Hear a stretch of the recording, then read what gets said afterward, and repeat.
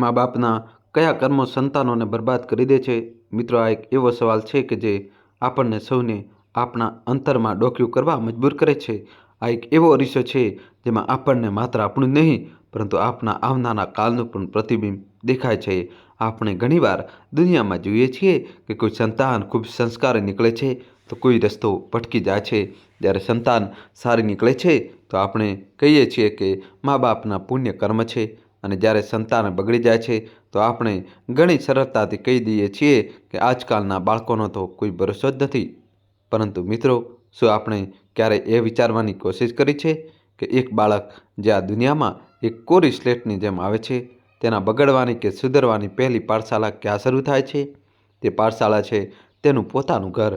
એક બાળક મન ભીની માટીની જેમ હોય છે અને તેના મા બાપ એ માટીને આકાર આપવાનો કુંભાર હોય છે. હવે એ કુંભાર પર નિર્ભર કરે છે કે તે એ માટીમાંથી સુંદર દીવો બનાવે કે જે દુનિયાને પ્રકાશિત કરે, કે એક એવું બેડોળ વાસણ બનાવે જે કોઈ કામનું ના રહે. આપણા ધર્મગ્રંથોમાં કર્મોના સિદ્ધાંતને ખૂબ મહત્ત્વ આપવામાં આવ્યું છે. કહેવાય છે કે આપણે જેવું વાવીએ છીએ તેવું જ લણીએ છીએ. આ સિદ્ધાંત માત્ર આપણા પોતાના જીવન પર જ લાગુ નથી પડતો, પરંતુ તે આપણી આવનારી પેઢીઓ પર પણ લાગુ પડે છે. મા બાપના કર્મ એક બીજની જેમ હોય છે જેનો પાક તેમના સંતાનોના રૂપમાં ઉગે છે. જો બીજ સારું હશે, પ્રામાણિકતાનું હશે, પ્રેમ અને સન્માનનું હશે તો પાક પણ સારો હશે. પરંતુ જો બીજમાં જ બેઈમાની, નફરત, લાલચ અને અનાદરનો કીડો લાગ્યો હોય તો તેનાથી ઉગનારું વૃક્ષ પણ ઝેરીલું જ હશે. અહીં કર્મનો મતલબ માત્ર પૂજાપાઠ કે દાન પુણ્ય નથી. અહીં કર્મનો મતલબ છે મા બાપનું આચરણ, તેમનો વ્યવહાર, તેમના સંસ્કાર. એક બાળક એ નથી શીખતું કે જે તમે તેને શીખવો છો, તે એ શીખે છે કે જે તમને કરતા જુએ છે. જો એક પિતા પોતાના બાળકને પ્રામાણિકતાનો પાઠ ભણાવે છે પણ પોતે દુકાને બેસીને બીજાઓને છેતરે તો બાળક પ્રામાણિકતા નહીં, છેતરપિંડી શીખશે. જો એક માં પોતાની દીકરીને સૌથી સન્માન કરતા શીખવે પરંતુ પોતે પોતાની સાસુ કે પોતાની જેઠાણી સાથે આખો દિવસ ઝઘડા કરતી હોય તો દીકરી સન્માન કરવું નહીં, ઝઘડા કરવા શીખશે. જ્યારે મા બાપ પોતાના જીવનમાં જૂઠ, કપટ અને બેઈમાનીનો રસ્તો અપનાવે છે તો તેઓ અજાણતા જ પોતાના સંતાન માટે પણ બરબાદીનો એ જ રસ્તો તૈયાર કરી રહ્યા હોય છે. ત્યારે તેઓ પોતાના વડીલોનું અપમાન કરે છે તો તેઓ પોતાના સંતાનને એ શીખવી રહ્યા હોય છે કે જ્યારે તમે મોટા થઈ જાઓ તો અમારું પણ આમ જ અપમાન કરજો. જ્યારે તેઓ સંબંધો કરતાં પૈસાને વધુ મહત્ત્વ આપે છે તો તેઓ પોતાના સંતાનને એ શીખવે છે કે દુનિયામાં સૌથી મોટો ધર્મ પૈસો છે અને તેની કમાવા માટે કોઈ પણ સંબંધને બલિદાન આપી શકાય છે. એક મા બાપ પોતાના સંતાનને જે સૌથી મોટી વારસો આપી શકે છે તે કોઈ જમીન જાયદાદ કે બેંકમાં રાખેલ પૈસા નથી. તે છે સારા સંસ્કાર અને એક સ્વચ્છ આબરૂ. જ્યારે મા બાપ પોતાના સંતાનને આ વારસો આપવામાં ચૂકી જાય છે તો સમજી લો કે તેમણે પોતાના કર્મોથી પોતાના સંતાનની બરબાદીનો પાયો નાખી દીધો છે. દોસ્તો, જલ્દીથી વિડીયો લાઈક કરી ચેનલ સબસ્ક્રાઈબ કરી દો અને અંત સુધી જોજો. ચાલો આજ સત્યને હું તમને ધર્મપુર ગામના હરિલાલની વાર્તાના અરીસામાં બતાવું છું. ધર્મપુર એક શાંત ગામ હતું. ત્યાંના લોકો ખેતીવાડી પર નિર્ભર હતા અને એકબીજાના સુખ દુઃખમાં સાથે ઊભા રહેતા હતા. ગામના બજારમાં હરિલાલની કરિયાણાની એક નાની દુકાન હતી. હરિલાલ ગામના જાણીતા લોકોમાંથી એક હતો. તે રોજ સવારે મંદિરે જતો, કપાળ પર મોટું તિલક લગાવતો અને ગળામાં રુદ્રાક્ષની માળા પહેરી રાખતો. બહારથી જોવામાં તે ખૂબ જ ધાર્મિક અને ભલો માણસ લાગતો હતો, પરંતુ તેની અસલિયત કંઈક બીજી જ હતી. હરિલાલની દુકાન પર જે તરાજવું હતું તે તેનું સૌથી મોટું હથિયાર હતું. તેનું એક પલ્લું હંમેશા બીજા કરતાં ભારે રહેતું હતું. જ્યારે તે કોઈની પાસેથી સામાન ખરીદતો તો વધુ તોલતો અને જ્યારે કોઈને વેચતો તો ઓછું તોલતો. તે દાળમાં કાંકરા, મસાલામાં લાકડાનો ભૂકો અને તેલમાં ભેળસેળ કરવામાં માહિર હતો. ગામના સીધા સાદા લોકો તેની આ ચાલાકી સમજી શકતા નહોતા. તે મીઠી મીઠી વાતો કરીને લોકોને ઉધાર પણ આપતો અને પછી તેના પર એટલું વ્યાજ લગાવતો કે લોકો આખી જિંદગી તેનું દેવું ચૂકવતા રહેતા. તેની પત્ની કમલા એ ખૂબ જ સીધી અને દબાયેલી સ્ત્રી હતી. તે જાણતી હતી કે તેનો પતિ જે કરી રહ્યો છે તે ખોટું છે, પાપ છે, પરંતુ તેનામાં એટલી હિંમત નહોતી કે તે પોતાના પતિની સામે અવાજ ઉઠાવી શકે. તેની આ ખામોશી, તેની આ ચૂપકીદી પણ એક પ્રકારનું પાપ જ હતું જેમાં તે સરખી રીતે ભાગીદાર હતી. હરિલાલ અને કમલાનો એક જ દીકરો હતો, સોહન. સોહન પોતાના પિતાની આ બધી હરકતોને પોતાની આંખોથી જોતો મોટો થઈ રહ્યો હતો. તે ઘણીવાર દુકાનના ગલ્લા પાસે બેસી રહેતો અને જોતો કે કેવી રીતે તેના પિતા ભોળી સ્ત્રીઓ અને ભોળા ખેડૂતોને પોતાની ચીકણી ચૂપડી વાતોમાં ફસાવીને છેતરી લે છે. દોસ્તો ચેનલ સબસ્ક્રાઈબ કરી દો અને અંત સુધી જોજો. એક દિવસ એક ખૂબ જ ગરીબ ખેડૂત પોતાનો થોડો પાક વેચવા આવ્યો. હરિલાલે ત્રાજવા નીચે એક નાનો પથ્થર લગાવીને તેનો અડધો પાક ઓછો તોલ્યો. તે બિચારો ખેડૂત હાથ જોડીને ઊભો રહ્યો અને હરિલાલે તેને અડધા અધૂરા પૈસા પકડાવી દીધા. સોન આ બધું જોઈ રહ્યો હતો. ત્યારે તે ખેડૂત ચાલ્યો ગયો તો હરિલાલે સોનની પીઠ થપથપાવતા કહ્યું, જો બેટા, આને જ હોશિયારી કહેવાય. દુનિયામાં જીવવું હોય તો સીધા બનીને ન જીવી શકાય. સોને પોતાના પિતાની વાતને મનમાં ગાંઠ વાળી લીધી. હરિલાલના ઘરમાં તેની વૃદ્ધ વિધવા મા પણ રહેતી હતી. હરિલાલ પોતાની મા સાથે ખૂબ જ ખરાબ વર્તન કરતો હતો. તે તેને ઘરનું બચેલું કચેલું વાસી ખાવાનું આપતો. દરેક વાત પર તેની જીડતો. બુઢ્ઢા પડ્યા રહે છે, બાર બનીને ખબર નથી ક્યારે જીવ છૂટશે. કમલા બિચારી પોતાની સાસુને છુપાઈને ક્યારેક ક્યારેક એક રોટલી આપી દેતી તો હરિલાલ તેના પર પણ બૂમો પાડતો. સોન રોજ જોતો કે કેવી રીતે તેના પિતા પોતાની જ માનું અપમાન કરે છે અને તેની માં ચૂપચાપ બધું સહન કરતી રહે છે. તેના નાનકડા મનમાં આ વાત ઘરે કરી ગઈ કે વડીલ લોકો ભારરૂપ હોય છે અને તેમનું અપમાન કરવું કોઈ મોટી વાત નથી. સોન સ્કૂલે જતો હતો. એક દિવસ તેને પોતાના સહપાઠીની પેન ચોરી લીધી. જ્યારે માસ્ટર સાહેબે પૂછ્યું તો તેણે ચોખ્ખું જૂઠ બોલી દીધું અને આરોપ કોઈ બીજા બાળક પર લગાવી દીધો. સાંજે જ્યારે તેને આ વાત પોતાની માને કહી તો કમલાએ તેને વઢ્યો. પરંતુ જ્યારે હરિલાલે સાંભળ્યું તો તે હસ્યો. અરે વાહ, મારો દીકરો તો ખૂબ જ હોશિયાર છે. બિલકુલ મારા પર ગયો છે. સિંહનું બચ્ચું સિંહ જ હશે ને. તેને સોનને સજા આપવાને બદલે તેને ઇનામમાં એક ટોફી આપી. આ એ કર્મ હતા મિત્રો જે હરિલાલ અને કમલા પોતાના સંતાનના જીવનની ચોપડીમાં લખી રહ્યા હતા. તેઓ તેને જૂઠ બોલવું, ચોરી કરવી, બેઈમાની કરવી અને વડીલોનો અનાદર કરવો શીખવી રહ્યા હતા, તે પણ ખૂબ ગર્વ સાથે. સોન જેમ જેમ મોટો થતો ગયો આ બધી બુરાઈઓ તેની આદતમાં ભળી ગઈ. તે હવે સ્કૂલનો સૌથી બગડેલો છોકરો બની ચૂક્યો હતો. તે બીજા બાળકો સાથે ઝઘડા કરતો, તેમની વસ્તુઓ છીનવી લેતો અને ટીચર્સ સાથે બદતમીજી કરતો. તેની ફરિયાદો રોજ ઘરે આવવા લાગી. કમલા રોઈ રોઈને હરિલાલને કહેતી, સાંભળો છો, સોન આપણા હાથમાંથી નીકળતો જઈ રહ્યો છે. કમલા, કમલા, તું ચૂપ રહે. તું સ્ત્રી છે, તું નહીં સમજે.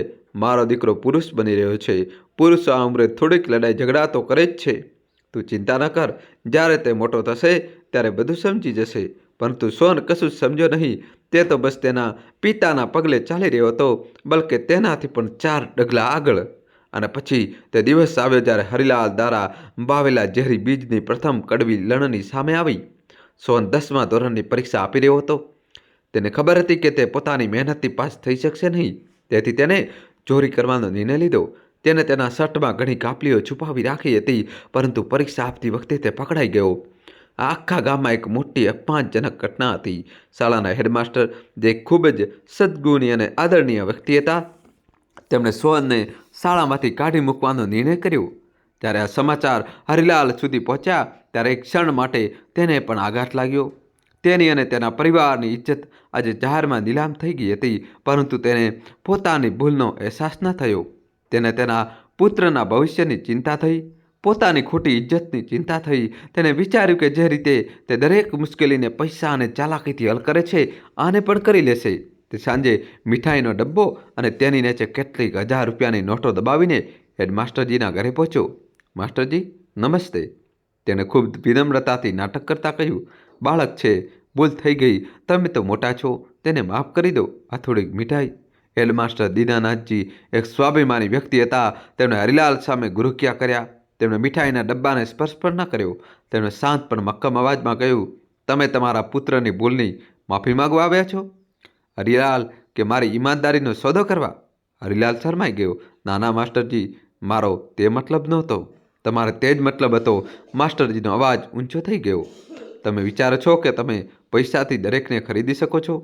દરેક સત્યને જૂઠું પાડી શકો છો? અરે શરમ આવી જોઈએ તમને. તમે તમારા પુત્રની ભલામણ લઈને આવ્યા છો. તે બીજું કોઈ નહીં, તમારી જ પડછાઈ છે હરિલાલ. તમે તેને આખી જિંદગી બેમાની અને છેતરપિંડીનો પાઠ ભણાવ્યો અને આજે જ્યારે તે જ રસ્તે ચાલીને પહેલી વાર ઠોકર ખાઈને પડ્યો છે તો તમે તેને ઊભા કરવાને બદલે મને ખરીદવા ચાલ્યા આવ્યા છો? માસ્ટરજી તેમની ખુરશી પરથી ઊભા થઈ ગયા. તેમની આંખોમાં ગુસ્સો હતો. યાદ રાખજો હરિલાલ, જે બીજ તમે વાવ્યું છે તેની લણણી કડવી જ હશે. આ તો ફક્ત શરૂઆત છે. તમે તમારા સંતાનને જે સંસ્કાર આપ્યા છે તે તેને આબાદ નહીં, બરબાદ કરશે અને તે બરબાદીના જવાબદાર તમે અને ફક્ત તમે જ હશો. હરિલાલ હેડમાસ્ટર સામે માથું ઝુકાવીને ઊભો હતો. તેની જિંદગીમાં પહેલીવાર કોઈએ તેને આ રીતે અરીસો બતાવ્યો હતો અને તે અરીસામાં તેને પોતાની અને પોતાના પુત્રની જે તસવીર દેખાઈ રહી હતી તે ખૂબ જ ભયાનક હતી. તેને પહેલીવાર અહેસાસ થયો કે તેની સંતાનની બરબાદીનો પ્રવાસ તો ઘણા સમય પહેલાં જ શરૂ થઈ ચૂક્યો હતો અને તે પ્રવાસનો રસ્તો ખુદ તેને પોતાના હાથે બનાવ્યો હતો. દોસ્તો, કહાની છેલ્લા સુધી જોજો. નવો ટ્વિસ્ટ આવશે, ચેનલ સબસ્ક્રાઈબ કરી દો. હેડમાસ્ટર દીનાનાથજીના ઘરેથી હરિલાલ જ્યારે બહાર નીકળ્યો ત્યારે તેનો ચહેરો અપમાનથી તમરાઈ રહ્યો હતો. તેને પોતાની ભૂલનો કોઈ અહેસાસ ન હતો, બલકે તેને આ વાત પર ગુસ્સો આવી રહ્યો હતો કે એક સામાન્ય માસ્ટરે તેની બેઇજ્જતી કરવાની હિંમત કેવી રીતે કરી. તેના મનમાં પસ્તાવો નહીં, બલકે બદલો લેવાની ભાવના સળગી રહી હતી. તે વિચારી રહ્યો હતો, આ માસ્ટરને હું બતાવીશ કે મારો દીકરો શું ચીજ છે. મારો દીકરો એટલા પૈસા કમાશે કે એક દિવસ આ જ માસ્ટરને ખરીદીને પોતાની જૂતીઓ નીચે રાખશે. જ્યારે તે ઘરે પહોંચ્યો ત્યારે ઘરમાં શોક જેવું વાતાવરણ હતું. કમલા અને તેની વૃદ્ધ માતા ખૂણામાં બેસીને રડી રહી હતી અને સોહન ડરના માર્યા પોતાના રૂમમાં છુપાયો હતો. હરિલાલને જોતાં જ કમલા દોડીને તેની પાસે આવી. શું થયું જી? માસ્ટરજી માન્યા કે? હરિલાલે ગુસ્સાથી તેને ધમકાવી. ચૂપ થઈ જા, તારા કારણે જ આ બધું થયું છે. તે જ તેને માથે ચડાવી રાખ્યો છે. મા દીકરાએ મળીને મારી ઇજ્જત માટીમાં ભેળવી દીધી. તે સીધો સોહનના રૂમમાં ગયો અને દરવાજો ખોલીને તેને બહાર ખેંચી લાવ્યો. સોહન ધ્રુજી રહ્યો હતો. તેને લાગ્યું કે આજે તેના પિતા તેને જીવથી મારી નાખશે. હરિલાલે તેને એક જોરદાર થપ્પડ મારી, પરંતુ આ થપ્પડ તેની ભૂલની સજા નહોતી. આ પોતાની બેઇજ્જતીની હતાશા હતી. નાલાયક! હરિલાલ ગરજ્યો. ચોરી પણ કરતા નથી આવડતી તને? પકડાઈ ગયો? આખા ગામમાં મારું નાક કપાવી દીધું તે? તેને એકવાર પણ એવું ન કહ્યું કે બેટા તે ચોરી કરીને ખોટું કર્યું. તેને કહ્યું તું પકડાઈ ગયો, તે ખોટું થયું. સોને જે અત્યાર સુધી થોડો ડરેલો હતો, પોતાના પિતાના શબ્દો સાંભળીને સમજી ગયો. તેને અહેસાસ થયો કે ભૂલ ચોરી કરવી નથી, ભૂલ છે ચોરી કરતાં પકડાઈ જવું. કમલાએ વચ્ચે પડવાની કોશિશ કરી. હવે જે થઈ ગયું તે થઈ ગયું જી. બાળકને મારશો નહીં. માસ્ટરજી સાથે વાત કરો. કદાચ તે તેને એક વધુ તક આપી દે. કોઈ તક નહીં. હરિલાલ ચીસ પાડ્યો. હવે આ શાળાએ જ નહીં જાય. બહુ ભણી લીધું તેને. તેની દુનિયાદારીનું જ્ઞાન થઈ ગયું. તેને આ પુસ્તકોની શું જરૂર? કાલથી આ મારી દુકાને બેસશે.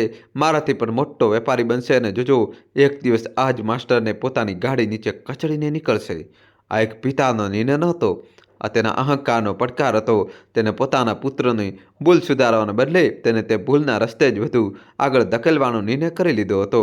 તેને આગને ઓલવવાને બદલે તેના પર ઘી નાખી દીધું હતું. બીજા દિવસથી સોહન પોતાના પિતાની દુકાને બેસવા લાગ્યો. અત્યાર સુધી તો તે ફક્ત જોતો હતો, પરંતુ હવે હરિલાલ તેને પોતાની બેમાનીના બધા ગુણો શીખવવા લાગ્યો. હવે તે સોહનની આંગળી પકડીને તેને પાપના રસ્તે ચાલતા શીખવી રહ્યો હતો. જો બેટા, હરિલાલ તેને સમજાવતો, આ જે મોંઘીવાળી દાળ છે તેમાં સસ્તીવાળી દાળ ભેળવી દે. કોઈને ખબર નહીં પડે અને આપણો નફો બમણો થઈ જશે. જો બેટા, આ કાળી મરી છે તેમાં પપૈયાના સૂકા બીજ ભેળવી દે. રંગ પણ એક સરખો, આકાર પણ એક સરખો. ગ્રાહક તો મૂર્ખ હોય છે, તે ઓળખી નહીં શકે. જો બેટા, જ્યારે કોઈ ઉધાર માંગવા આવે તો તેની સાથે મીઠી મીઠી વાતો કરવી, પરંતુ વહી ખાતામાં વ્યાજ હંમેશા બમણું લખવું. જ્યારે તે પૈસા પાછા આપવા આવશે ત્યારે તેને વાસ્તવિકતા ખબર પડશે, પરંતુ ત્યાં સુધી બહુ મોડું થઈ ચૂક્યું હશે. સોહન કોઈ હોશિયાર વિદ્યાર્થીની જેમ પોતાના પિતા પાસેથી બેમાનીની આ બધી કળાઓ શીખવા લાગ્યો. તેના અંદરનો ડર, તેની અચકાહટ, બધું જ ખતમ થઈ ચૂક્યું હતું. દોસ્તો, કહાની છેલ્લા સુધી જોજો અને ચેનલ સબસ્ક્રાઈબ કરી દો. તેને લાગવા લાગ્યું હતું કે પૈસા કમાવું દુનિયાનું સૌથી સરળ કામ છે, બસ થોડીક ચાલાકી આવડવી જોઈએ. એક દિવસ એક વૃદ્ધ વિધવા સ્ત્રી, જેના પતિ થોડા મહિના પહેલાં જ અવસાન પામ્યા હતા, તે દુકાને આવી. તેને હરિલાલ પાસેથી કંઈક ઉધાર લીધું હતું. તે હાથ જોડીને બોલી, હરિલાલભાઈ, આ મહિને વ્યાજના પૈસા નહીં આપી શકું. ઘરમાં ખાવા માટે એક દાણો પણ નથી. આવતા મહિને પાક લણાશે તો બધું ચૂકવી દઈશ. હરિલાલ તેના પર બધાની સામે બૂમો પાડવા લાગ્યો. પૈસા નથી તો ઉધાર લે જ છે શું કામ? ચાલ નીકળ અહીંથી. જો કાલ સુધી પૈસા ન પહોંચે તો તારા ઘરના વાસણો ઉઠાવી લઈશ. તે બિચારી સ્ત્રી રડતી રડતી ચાલી ગઈ. સોહન આ બધું જોઈ રહ્યો હતો. પછીથી તેણે પોતાના પિતાને પૂછ્યું, બાબુજી, તે તો ખૂબ ગરીબ હતી, તમે તેને થોડા દિવસની મુદત આપી દીધી હોત. હરિલાલ હસ્યો. અરે પાગલ, દિલ નરમ રાખીશ તો વેપાર નહીં કરી શકે. જો આમ જ બધાની ગરીબી જોવા લાગીશ તો આપણી દુકાન કાલે જ બંધ થઈ જશે. યાદ રાખ, વેપારમાં કોઈનો સગો થતો નથી. સોહને આ પાઠ પણ યાદ કરી લીધો. જોતજોતામાં 1-2 વર્ષ વીતી ગયા. સોહન હવે સંપૂર્ણપણે બદલાઈ ચૂક્યો હતો. તે પોતાના પિતાથી પણ 4 ડગલા આગળ નીકળી ગયો હતો. તેમાં પોતાના પિતા જેવી ચાલાકી તો હતી, પરંતુ તેના પિતા જેવો ધીરજ અને ડર ન હતો. તે વધુ ખતરનાક, વધુ નીડર હતો. હવે તે દુકાનમાંથી ફક્ત બેડશેલ અને ઓછું તોલવાનો જ પાપ કરતો ન હતો. તેણે નવા નવા રસ્તા શોધી લીધા હતા. તેણે દુકાનની પાછળ ગામના યુવાન છોકરાઓ સાથે જુગાર રમાડવાનું શરૂ કરી દીધું હતું. તે તેમની પાસેથી પૈસા જીતતો અને જે હારી જતા તેમને ઊંચા વ્યાજે લોન આપતો. આ પછી તેને એક વધુ મોટું પગલું ભર્યું. તેને છુપાઈને ગેરકાયદેસર રીતે બનેલી દારૂ લાવીને વેચવાનું શરૂ કરી દીધું. આ એક એવું કામ હતું જે કરતાં હરિલાલ પણ હંમેશા ડરતો હતો, પરંતુ સોહનને કોઈનો ડર ન હતો. દારૂના ધંધામાં નફો ખૂબ જ વધારે હતો. રાતોરાત તેનો જેબો ગરમ થવા લાગી હતી. તેના કેટલાક મિત્રો પણ બની ગયા હતા. તે મિત્રો ગામના સૌથી બગડેલા રખડુ છોકરાઓ હતા. આખો દિવસ તેમની ટોળી દુકાન પર જમા રહેતી. તેઓ સિગારેટ પીતા, ગંદી ગંદી ગાળો બોલતા અને આવતી જતી સ્ત્રીઓ પર કોમેન્ટ કરતા. કમલા આ બધું જોતી અને તેનું કાળચું કંપી જતું. તેનો દીકરો હવે ફક્ત એક બગડેલો છોકરો નહીં, એક નાનો મોટો ગુંડો બનતો જઈ રહ્યો હતો. તે રોજ પોતાના પતિ સાથે ઝઘડતી, રડતી, વિનંતી કરતી, આ તમે શું કરી રહ્યા છો? જે તમે તમારી આંખોથી તમારા દીકરાને નરકમાં જતા જોઈ રહ્યા છો અને કંઈ કરતા કેમ નથી? રોકો તેને. આ દુકાન નહીં, પાપની દુકાન બની ગઈ છે. એથી જે પૈસા આવી રહ્યા છે તે પૈસા નથી, આપણા પરિવાર માટે શ્રાપ છે. પરંતુ હરિલાલ પર હવે ધનનો નશો ચડી ચૂક્યો હતો. સોહન હવે દર મહિને એટલા પૈસા ઘરે લાવતો હતો, હરિલાલ આખી જિંદગીમાં જેટલું કમાઈ શક્યા ન હતો. તે પૈસાની ચમકે તેની આંખોને અંત કરી દીધી હતી. તેને પોતાના દીકરાના ખોટા કામો નહીં, પણ તેની કમાણી દેખાઈ રહી હતી. તે ગામમાં લોકો સામે છાતી કાઢીને ફરતો. જેવું હેડમાસ્તર કહેતા હતા કે મારો દીકરો બરબાદ થઈ જશે, અરે મારો દીકરો તો માટીને પણ અડી લે તો સોનું બનાવી દે. તમે બધા મારી અને મારા દીકરાની પ્રગતિથી બળો છો. તે પોતાના દીકરાના પાપો પર પડદો નાખીને તેની સફળતા બતાવીને પોતાની ખોટી શાન વધારી રહ્યો હતો. આ એક પિતાનું બીજું અને કદાચ સૌથી ભયાનક કર્મ હતું. પોતાના સંતાનોના ખોટા કામોમાં ખુશ થવું અને તેના પર ગર્વ કરવું, અને પછી તે રાત આવી જઈને સાબિત કરી દીધું કે પાપનો ગળો એક દિવસ જરૂર ભરાય છે. ગામમાં શિવરાત્રિનો મેળો ભરાયો હતો. ચારે બાજુ ભજન કીર્તન થઈ રહ્યા હતા. બાળકો હિંચકા ખાઈ રહ્યા હતા અને આખું વાતાવરણ ભક્તિમય હતું. પરંતુ હરિલાલની દુકાન પાછળ કંઈક બીજું જ ચાલી રહ્યું હતું. સોહન અને તેના મિત્રો બેસીને ગેરકાયદેસર દારૂ પી રહ્યા હતા. નશામાં ધૂત થઈને તેઓ મેળામાં પહોંચ્યા અને ત્યાં ધમાલ મચાવવા લાગ્યા. દોસ્તો, કહાની છેલ્લા સુધી જોજો અને વિડીયો લાઇક કરીને ચેનલ સબસ્ક્રાઈબ કરી દો. તેઓ લોકો સાથે ઝઘડો કરી રહ્યા હતા, સ્ત્રીઓની છેડતી કરી રહ્યા હતા. ગામના લોકો પરેશાન થઈ ગયા, પરંતુ સોહન અને તેના મિત્રોના ડરથી કોઈ કંઈ બોલી શકતું નહોતું. ત્યારે ત્યાં હેડમાસ્ટર દીનાનાથજી આવી ગયા. તેઓ ગામના સૌથી સન્માનિત વ્યક્તિ હતા. તેમની વાત કોઈ ટાળતું નહોતું. તેમણે સોહન અને તેના મિત્રોને રોકવાની કોશિશ કરી. આ શું બદતમીજી છે સોહન? તેમણે શાંત પણ દ્રઢ અવાજમાં કહ્યું. આ તહેવારનો દિવસ છે, ઘરે જાઓ અને શાંતિથી રહો. સોહન નશામાં ધૂત હતો. તેને પોતાની દોલતનો, પોતાના પિતાના પૈસાનો અને પોતાની ગુંડાગીરીનો એટલો ગમન થઈ ગયો હતો કે તેને સાચું ખોટું કંઈ દેખાતું ન હતું. તે હેડમાસ્ટર સામે આવીને ઊભો રહી ગયો. હે બુઢ્ઢા, તે લથડતા અવાજમાં બોલ્યો, તું અમને શીખવીશ કે અમારે શું કરવાનું છે? વધારે નેતા બનવાની કોશિશ કરીશ નહીં, નહીંતર અહીં જ જમીનમાં દાટી દઈશ. દીનાનાથજીએ તેની ધમકી પર ધ્યાન ના આપ્યું. તેમણે તેનો હાથ પકડીને તેને એક તરફ કરવાનો પ્રયાસ કર્યો. ઘણું પી લીધું છે તે? ચાલ, હું તને તારા ઘરે મૂકી જાઉં છું. બસ આટલી જ વાત પર સોહનનો અહંકાર ભડકી ઉઠ્યો. તું મને હાથ લગાવીશ? તે ચીખ્યો અને તેણે પોતાની પૂરી તાકાતથી દીનાનાથજીને એક ધક્કો માર્યો. દીનાનાથજી વૃદ્ધ હતા. તેઓ અચાનક થયેલા હુમલાને સહન કરી શક્યા નહીં અને લથડીને જમીન પર પડી ગયા. તેમના માથા પર એક પથ્થરની ઈજા થઈ અને લોહી વહેવા લાગ્યું. આખા મેળામાં સન્નાટો છવાઈ ગયો. બધા લોકો આશ્ચર્યચકિત અને સતબદ્ધ થઈને ઊભા હતા. કોઈને પોતાની આંખો પર વિશ્વાસ નહોતો આવતો કે કોઈની એટલી હિંમત થઈ શકે કે તે દીનાનાથજી પર હાથ ઉપાડે. અવાજ સાંભળીને હરિલાલ પણ પોતાની દુકાનમાંથી દોડતો આવ્યો. જ્યારે તે ત્યાં પહોંચ્યો ત્યારે તેને એક એવું દૃશ્ય જોયું જેને તેના પગ નીચેની જમીન ખેંચી લીધી. દોસ્તો, કહાનીમાં હવે નવો ટ્વિસ્ટ આવશે. વિડીયો લાઇક કરી ચેનલ સબસ્ક્રાઈબ કરી દો. જમીન પર ગામના સૌથી સન્માનિત વ્યક્તિ હેડમાસ્ટર દીનાનાથજી પડ્યા હતા. તેમના માથામાંથી લોહી વહી રહ્યું હતું અને તેમની સામે તેનો દીકરો સોહન એક રાક્ષસની જેમ ઊભો રહીને હસી રહ્યો હતો અને કહી રહ્યો હતો, આજ પછી આ ગામમાં મારી સાથે પંગો લેવાની કોઈની હિંમત નહીં થાય. મારો બાપ આ આખા ગામને ખરીદી શકે છે. હરિલાલે પોતાના દીકરા તરફ જોયું અને પછી જમીન પર પડેલા હેડમાસ્ટર તરફ. ગામના સેંકડો લોકો તેને અને તેના દીકરાને તિરસ્કાર અને નફરતભરી નજરોથી જોઈ રહ્યા હતા. તેને હેડમાસ્ટરના તે શબ્દો યાદ આવ્યા, જે બીજ તે વાવ્યું છે તેનો પાક કડવો જ થશે. દોસ્તો, કહાનીમાં હજુ નવો ટ્વિસ્ટ આવશે. જોડાયેલા રહેજો અમારી સાથે. દોસ્તો, હજી સુધી અમારી ચેનલને સબસ્ક્રાઈબ ન કરી હોય તો જલ્દીથી મિત્રો ચેનલને સબસ્ક્રાઈબ કરી દો અને વિડીયોને લાઇક કરી દો. હજી નવો ટ્વિસ્ટ આવશે. આજે તે કડવો પાક પૂરી રીતે પાકીને તેની સામે ઊભો હતો. તેને સિંહ નહીં પણ એક એવો રાક્ષસ પેદા કરી દીધો હતો જે હવે કોઈના કાબૂમાં આવવાનો નહોતો.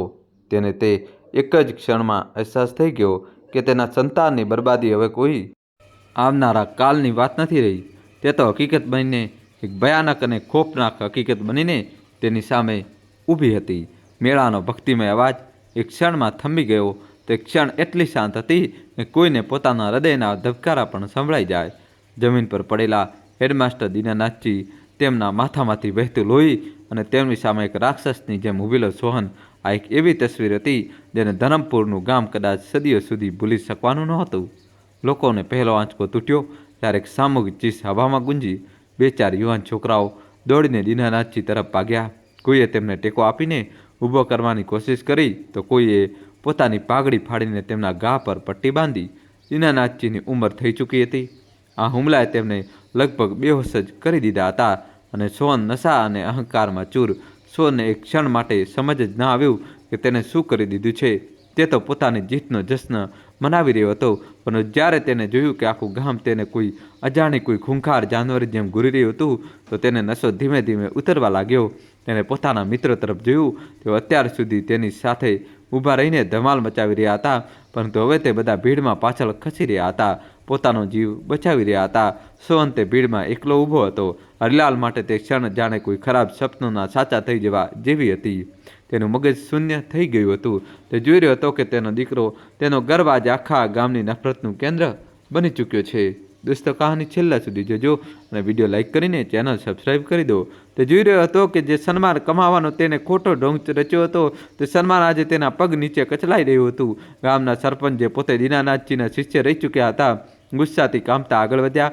તેમણે સોહન તરફ જોયું, તેમણે હરિલાલ તરફ જોયું. તેમની આંખોમાં સવાલ નહીં, માત્ર ધિક્કાર હતો. જોઈ લીધું હરિલાલ? સરપંચના અવાજમાં એટલો ગુસ્સો હતો કે હરિલાલનું હૃદય કંપી ઉઠ્યું. જોઈ લીધી તારા સિંહ જેવા દીકરાની બહાદુરી? જે માણસે આ આખા ગામને અક્ષર જ્ઞાન આપ્યું, આજે તારા દીકરાએ તેના જ માથા પર પથ્થર માર્યો છે. શરમથી ડૂબી કેમ નથી મરતો તું? હરિલાલના મોઢામાંથી એક શબ્દ ન નીકળ્યો. તે શું કહે? તે કેવી રીતે કહે કે આ રાક્ષસ તેના દ્વારા જ બનાવાયો છે? ત્યારે જ ભીડમાંથી કોઈએ બૂમ પાડી, મારો આને, આ હરામજાદાને જીવથી મારી નાખો. આ સાંભળતા આજ ભીડનો દબાયેલો ગુસ્સો જાણે ફૂટી નીકળ્યો. સેંકડો લોકો એકસાથે સોહન તરફ દોડ્યા. સોહનની આંખોમાં હવે ડર દેખાઈ રહ્યો હતો. તેનો બધો નશો, બધો અહંકાર મોતથી ડરના કારણે ઉડી ગયો હતો. તે પાછળ હટવા લાગ્યો. હરિલાલે જ્યારે જોયું કે ભીડ તેના દીકરાને મારવા માટે દોડી રહી છે તો તેના અંદરનો પિતા જાગ્યો. તે ગમે તેવો હતો તો તેનો દીકરો જ. તે દોડીને સોહનની આગળ ઊભો રહી ગયો. પોતાના બંને હાથ ફેલાવીને રોકાઈ જાઓ તે શીખ્યો. મારા દીકરાને કોઈ હાથ નહીં લગાવે. એક માણસે કહ્યું, ખસી જા સામેથી હરિલાલ, આજે આને કોઈ બચાવી શકશે નહીં. તેણે અમારા ગુરુનું અપમાન કર્યું છે. તેની ભૂલની સજા હું ભોગવીશ. હરિલાલ ગીડગીડાયો, જે સજા આપી હોય તે મને આપો, પણ મારા દીકરાને છોડી દો. આ એક અજીબ દૃશ્ય હતું. તે પિતા, જે ગઈકાલ સુધી પોતાના દીકરાના દરેક ગુના પર પડદો નાખી રહ્યો હતો, આજે તે જ દીકરાના ગુનાઓને પોતાના માથે લેવા માટે તૈયાર ઊભો હતો. દોસ્તો, કહાની છેલ્લા સુધી જોજો અને વિડીયો લાઇક કરીને ચેનલ સબસ્ક્રાઈબ કરી દો. સરપંચે ભીડને હાથના ઇશારાથી રોકી. નહીં, સજા તો આને જ મળશે, પરંતુ કાયદા મુજબ, ગામના નિયમ મુજબ. આવતીકાલે સવારે આ જ પીપળાના ઝાડ નીચે પંચાયત બેસે. પંચાયત જે નિર્ણય લેશે તે બધાને માનવો પડશે. અને હરિલાલ, જો તે તારા દીકરાને રાતના ભગાડવાની કોશિશ કરી તો યાદ રાખજે, આ ગામની સીમામાંથી તારી લાશ પણ બહાર નહીં જઈ શકે. સરપંચે કેટલાક લોકોને દીનાનાથજીને વેદના ઘરે લઈ જવા માટે કહ્યું અને બાકીની ભીડને પોતપોતાના ઘરે જવાનો આદેશ આપ્યો. લોકો હજુ પણ ગુસ્સામાં હતા, પરંતુ સરપંચની વાત કોઈ ટાળી શકતું નહોતું. ધીમે ધીમે ભીડ વિખરાઈ ગઈ. હરિલાલ ત્યાં જ ઊભો હતો. સોહન તેની પાછળ છુપાઈને કાંપી રહ્યો હતો. પિતા દીકરો મેળાની તે ઉજ્જડ જગ્યા પર એકલા ઊભા હતા. ચારે બાજુ વેરવિખેર દુકાનો, તૂટેલા રમકડા અને હવામાં તરતી ઊંડી નફરત. હરિલાલે પોતાના દીકરાની કાંડા મજબૂત રીતે પકડી, એટલી મજબૂત રીતે કે સોહન દર્દથી કણસી ઉઠ્યો. ચાલ ઘરે. હરિલાલના મોઢામાંથી બસ આટલું જ નીકળ્યું. તે રસ્તો જે તેમના ઘર સુધી જતો હતો, આજે તેમને દુનિયાનો સૌથી લાંબો રસ્તો લાગી રહ્યો હતો. કોઈ કોઈની સાથે કંઈ બોલી રહ્યું નહોતું. હરિલાલ પોતાના દીકરાને લગભગ ઢસડીને લઈ જઈ રહ્યો હતો. જે પણ લોકો તેમને રસ્તામાંથી મળતા હતા તેઓ તેમને એવી નજરોથી જોઈ રહ્યા હતા જાણે તેઓ કોઈ અછૂત હોય. દોસ્તો, કહાની છેલ્લા સુધી જોજો અને વિડીયો લાઇક કરી ચેનલ સબસ્ક્રાઈબ કરી દો. જ્યારે તેઓ ઘરે પહોંચ્યા ત્યારે દરવાજો કમલાએ ખોલ્યો. તેની આંખો રડી રડીને લાલ થઈ ગઈ હતી. ઘરમાં હરિલાલની વૃદ્ધ માતા જમીન પર બેસીને માળા જપી રહી હતી અને તેમની આંખોમાંથી આંસુ વહી રહ્યા હતા. હરિલાલે સોહનને રૂમની વચ્ચે ધક્કો મારીને પાડી દીધો અને દરવાજો બહારથી બંધ કરી દીધો. કોઈ આને ખાવાનું નહીં આપે. તેણે પોતાની પત્ની અને માતાને કહ્યું, પડ્યો રહેવા દો આને અંદર. કાલે પંચાયત જે પણ નિર્ણય લેશે તે મને મંજૂર હશે. કમલા રડતા રડતા પોતાના પતિના પગમાં પડી. એવું ન કહો જી, તે આપણો એકમાત્ર દીકરો છે, તેને બચાવી લો. સરપંચ સાથે વાત કરો, તેમના પગમાં પડી જાઓ, તેમને પૈસા આપી દો. કંઈ પણ કરો પણ મારા દીકરાને બચાવી લો. પૈસા? હરિલાલ દર્દથી હસ્યો. હા, પૈસા. આજ તો શીખ્યું છે ને મેં આને કે પૈસાથી બધું ખરીદી શકાય છે. જોઈ લીધું આજે પૈસા આપણને ક્યાં લાવીને ઊભા કરી દીધા. આજે આપણી ઇજ્જત, આપણો દીકરો બધું દાવ પર લાગ્યું છે અને તું કહે છે પૈસા આપી દો. તે ગુસ્સામાં બહાર વરંડામાં ચાલ્યો ગયો અને ખાટલા પર ધમ દઈને બેસી ગયો. તેણે પોતાનું માથું પોતાના બંને હાથોમાં પકડી લીધું. તે રાત્રે તે ઘરમાં કોઈ સૂઈ શક્યું નહીં. સોહન અંદર રૂમમાં પોતાના ડર અને પસ્તાવામાં સળગતો રહ્યો. તેને હવે ધીમે ધીમે અહેસાસ થઈ રહ્યો હતો કે તેને કેટલી મોટી ભૂલ કરી દીધી છે. કમલા અને દાદી ભગવાન સામે દીવો કરીને પોતાના દીકરાની સલામતી માટે પ્રાર્થના કરતી રહી અને હરિલાલ તે પોતાની જિંદગીમાં પહેલીવાર ખરેખર એકલો મહેસૂસ કરી રહ્યો હતો. તેને પોતાનું આખું જીવન એક ફિલ્મની જેમ પોતાની આંખો સામે ફરતું દેખાઈ રહ્યું હતું. તેનું બાળપણ જ્યારે તે પોતાના ગરીબ પણ ઈમાનદાર પિતા સાથે ખેતરોમાં કામ કરતો હતો. તેના પિતાએ તેને હંમેશા એક જ વાત શીખવી હતી, દીકરા, રોટી સૂકી ખાજે પણ હંમેશા ઇજ્જતની ખાજે. અને તેણે શું કર્યું? તેને પોતાના પિતાએ આપેલા સંસ્કારોને પોતાના પગ નીચે કચડી નાખ્યા. તેને દોલત અને હોશિયારીના નામે બેઈમાની અને ધોકાનો રસ્તો પસંદ કર્યો. તેને તે દિવસ યાદ આવ્યો જ્યારે તેને સોહનને પહેલીવાર ચોરી કરવા પર ટોપી આપી હતી. તેને તે દિવસ યાદ આવ્યો જ્યારે તેને દુકાન પર તેને ગાટોલી અને ભેળસેળ કરવાનું શીખ્યું હતું. તેને પોતાની દરેક વાત, દરેક ધર્મ યાદ આવી રહ્યું હતું જે તેને પોતાના દીકરાના ભવિષ્યની કિતાબમાં એક કાળા અધ્યાયની જેમ લખ્યું હતું. આજે જ્યારે તેનો દીકરો એક અપરાધી બનીને તેની સામે ઊભો હતો તો તેને અહેસાસ થયો કે આનો સાચો ગુનેગાર સોહન નહીં પણ તે પોતે છે. તેણે પોતાના સંતાનને પ્રેમ આપ્યો, પૈસા આપ્યા, દરેક સુખ સુવિધા આપી, બસ એક વસ્તુ નહોતી આપી, સાચું અને ખોટાની ઓળખ. આ તે કર્મ હતું જે આજે તેના પૂરા પરિવારને બરબાદીની સીડી પર લઈ આવ્યું હતું. બીજા દિવસે સવારે પંચાયત બેઠી. આખું ગામ પીપળાના ઝાડ નીચે એકઠું થયું હતું. સ્ત્રીઓ, બાળકો, વૃદ્ધો, યુવાનો બધા ત્યાં હતા. એક તરફ પંચાયતના પંચ અને સરપંચ બેઠા હતા અને બીજી તરફ જમીન પર હરિલાલ અને સોહન માથું ઝુકાવીને બેઠા હતા. સોહનનો ચહેરો ફિક્કો પડી ગયો હતો અને તે ડરથી ધ્રુજી રહ્યો હતો. હેડમાસ્ટર દીનાનાથજી પણ ત્યાં હતા. તેના માથા પર એક મોટી પટ્ટી બાંધેલી હતી. તે ચૂપચાપ શાંત ભાવથી બેઠા હતા. સરપંચે કાર્યવાહી શરૂ કરી. તેમણે મેળામાં હાજર ઘણા લોકોની સાક્ષી તરીકે બોલાવ્યા. બધાએ એક જ વાત કહી કે સોહન નશામાં ધૂત હતો અને તેને કોઈ ઉશ્કેરણી વગર હેડમાસ્ટર પર હુમલો કર્યો. દોસ્તો, કહાની છેલ્લા સુધી જોજો, નવો ટ્વિસ્ટ આવશે અને ચેનલને સબસ્ક્રાઈબ કરી દો. ત્યારે બધા સાક્ષીઓની વાત પૂરી થઈ ગઈ તો સરપંચે સોહનને પૂછ્યું, શું તને કંઈ કહેવું છે સોહન? સોહને ધ્રુજતા અવાજે કહ્યું, મારાથી ભૂલ થઈ ગઈ, મેં દારૂ પીધો હતો, મને માફ કરી દો. ભીડમાંથી કોઈક ચીસો પાડ્યું, માફી? આટલી સરળતાથી? આપણા ગુરુનું માથું ફોડી નાખ્યું અને હવે માફી માંગી રહ્યો છે? માહોલ ફરીથી ગરમ થવા લાગ્યો. સરપંચે બધાને શાંત કરાવ્યા અને પછી દીનાનાથજી તરફ વળ્યા. માસ્ટરજી, તમે આ ગામના સૌથી મોટા છો, તમે જ જણાવો કે આ છોકરા સાથે શું કરવું જોઈએ. આખું ગામ શ્વાસ રોકીને દીનાજી તરફ જોવા લાગ્યું. બધા જાણતા હતા કે તેઓ જે પણ કહેશે તે જ છેલ્લો નિર્ણય હશે. દીનાનાથજીએ ધીમે ધીમે ઊભા થયા. તેમણે એક નજર સોહન પર નાખી અને પછી એક નજર હરિલાલ પર. તેમની આંખોમાં ગુસ્સો નહીં પણ એક ગહેરી પીડા હતી. તેમણે કહ્યું, પંચો, જો સજા આપવી છે તો ફક્ત આ બાળકને જ શા માટે? સજા તો તેના બાપને પણ મળવી જોઈએ, સજા તો તેની માને પણ મળવી જોઈએ અને સજા તો આપણે બધાને, આખા સમાજને મળવી જોઈએ જે પોતાની આંખો સામે એક છોડને એક ઝેરી ઝાડ બનતા જોઈ રહ્યો અને ચૂપ રહ્યો. તેમની વાત સાંભળીને બધા શાંત થઈ ગયા. તેમણે આગળ કહ્યું, આ બાળકે મારા પર હાથ નથી ઉઠાવ્યો, તેણે આ ગામના ભવિષ્ય પર હાથ ઉઠાવ્યો છે. તેને આપણને એ બતાવ્યું છે કે જો આપણે આપણા સંતાનને સાચા સંસ્કાર નહીં આપીએ તો તે કોઈ પણ હદ સુધી નીચે ઉતરી શકે છે. હું તેને કોઈ શારીરિક સજા આપવાના પક્ષમાં નથી. તેને જેલમાં મોકલવાથી તે સુધરી નહીં જાય પણ વધુ મોટો અપરાધી બની જશે. તો પછી શું કરવું માસ્ટરજી? સરપંચે પૂછ્યું. દીનાનાથજીએ એક લાંબો શ્વાસ લીધો અને પછી પોતાનો નિર્ણય સંભળાવ્યો. હું ઈચ્છું છું કે સોહન પોતાની ભૂલનો પ્રાયશ્ચિત કરે અને પ્રાયશ્ચિત સજાથી નહીં પણ સેવાથી થાય. હું ઈચ્છું છું કે આવતા 1 વર્ષ સુધી સોહન મારા ઘરે રહેશે, તે મારી સાથે રહેશે, મારા ઘરનું બધું કામ કરશે અને મારી પાસેથી ફરીથી અક્ષર જ્ઞાન શીખશે. તે ફક્ત અક્ષર જ નહીં પણ સંસ્કાર પણ શીખશે. અને હરિલાલ તેમણે હરિલાલ તરફ જોઈને કહ્યું, તારી સજા એ છે કે આજથી 1 વર્ષ સુધી ધરમપુરનો કોઈ પણ માણસ તારી દુકાનેથી 1 સોય પણ નહીં ખરીદે. તારી દુકાનનું આખું ગામ બહિષ્કાર કરશે. તે જે પૈસા પાપથી કમાયા છે, હવે જો કે પાપ વગર જીવવું કેટલું મુશ્કેલ હોય છે. 1 વર્ષ પછી જો મને લાગશે કે તમે પિતા પુત્ર બંને સુધરી ગયા છો તો આ ગામ તમને ફરીથી અપનાવી લેશે. નહીં તો તમે બંને આ ગામને છોડીને હંમેશા માટે ચાલ્યા જજો. આ એક અસાધારણ નિર્ણય હતો. આ કોઈ મારપીટ, ના કોઈ જેલ, ના કોઈ દંડ. આ આત્માને સુધારવાની સજા હતી. સોહન માટે એક સન્માનિત ગુરુની સેવા કરવી અને હરિલાલ માટે પોતાની દુકાનનો બહિષ્કાર સહન કરવો કોઈ પણ શારીરિક દંડ કરતાં વધુ મોટી સજા હતી. હરિલાલનો ચહેરો સફેદ પડી ગયો. દુકાનનો બહિષ્કાર, આ તો તેની મૃત્યુનું ફરમાન હતો. તેની દુકાન તો તેની દુનિયા હતી, તેની તાકાત હતી. ગ્રાહકો વગર તે દુકાને એક કબ્રસ્તાન જેવી થઈ જશે. તેને વિનંતી કરવાનો પ્રયાસ કર્યો, માસ્તરજી, આ કેવી સજા છે? હું ભૂખે મરી જઈશ, મારા પરિવાર રસ્તા પર આવી જશે. દીનાનાથજીએ શાંત ભાવથી કહ્યું, તે તારી બેમાનીથી ન જાણે કેટલા ખેડૂતોને ભૂખે માર્યા હશે હરિલાલ. તે ન જાણે કેટલા પરિવારોને રસ્તા પર લાવવાનું કામ કર્યું હશે. 1 વર્ષ, બસ 1 વર્ષ ઈમાનદારી, મહેનતની રોટી ખાઈને જો કદાચ તને ઇન્સાનિયતનો સાચો મતલબ સમજમાં આવી જાય. પંચાયતનો નિર્ણય થઈ ચૂક્યો હતો. હરિલાલ અને સોહન માથું ઝુકાવી હારેલા સિપાહીઓની જેમ પોતાના ઘરે પાછા ફર્યા.